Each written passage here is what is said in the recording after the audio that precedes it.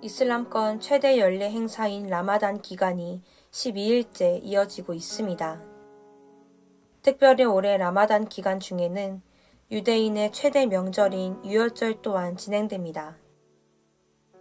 4월 6일부터 일주일간 진행되는 유월절 행사를 앞두고 유대교와 이슬람이 충돌하는 예루살렘의 긴장감은 어느 때보다 높아졌습니다. 지난해 12월 베냐민 네타냐후 총리가 대표하는 이스라엘의 극우 정부가 재출범한 이후 이스라엘과 팔레스타인 간 긴장은 상당히 악화되었습니다. 예루살렘 성지 도발과 정착촌 확장 등으로 인해 팔레스타인 주민의 반이스라엘 정서가 한층 고조되었고 지난해부터 이어진 무력 충돌은 계속해서 반복되는 유혈 보복극으로 이어져 올해에만 팔레스타인에서 88명이 이스라엘에서도 16명이 목숨을 잃는 사건이 발생했습니다. 이런 상황 속 이스라엘 입법부에서는 역사상 가장 종교적이고 강경한 법안이 발의되었습니다. 해당 법안은 이스라엘의 유대인이나 무슬림 등 다른 종교를 가진 사람들에게 기독교 복음을 전하는 모든 행위는 불법이라며 직접적인 대화와 온라인 및 인쇄물을 통해 기독교 메시지를 공유하는 것이 금지된다는 내용을 담고 있습니다. 이어 유대인 미성년자들이 접할 수도 있기 때문에 예수에 대한 설교를 담은 히브리어 온라인 비디오 제작도 불법이라며 위반자는 1년간 수감되며 18세 미만의 미성년자를 전도할 경우 2년 징역형에 처한다는 내용이 담겨 있습니다. 이 법이 통과될 경우 그동안 표면적으로 유지되었던 종교의 자유가 무너지며 교회와 선교사들에 대한 제재와 핍박이 심각해질 것으로 예상됩니다. 정치적 위기를 맞고 있는 정부가 민주주의를 포기하고 강력한 유대민족, 종교 중심주의 국가로 노선을 정하려는 움직임이 보이고 있습니다. 아직 법안이 통과되지는 않았지만 예상대로 통과될 경우 이전에 본 적 없던 강력한 박해가 이스라엘 전역 가운데 임할 것으로 우려되고 있습니다.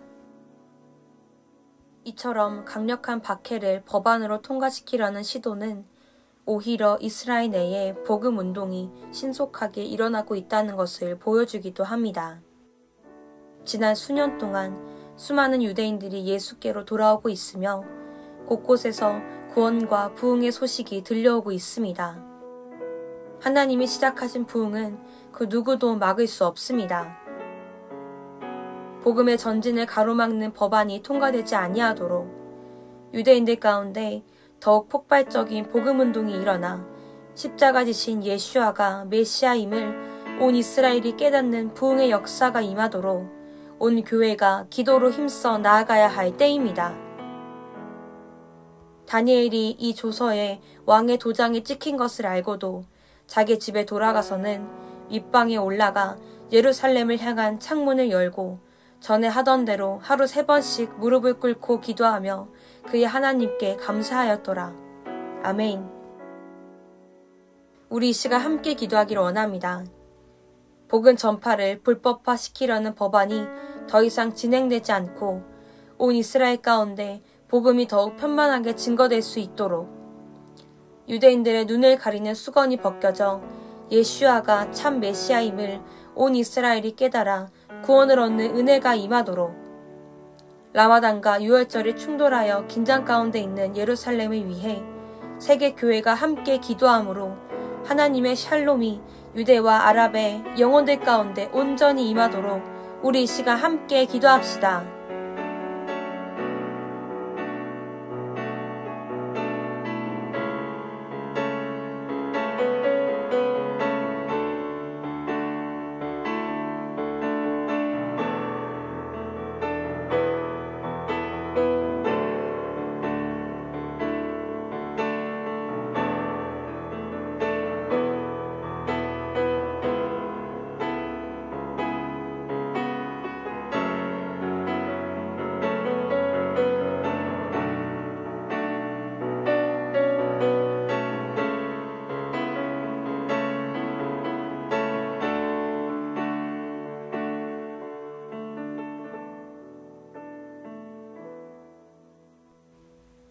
예수님의 이름으로 기도합니다.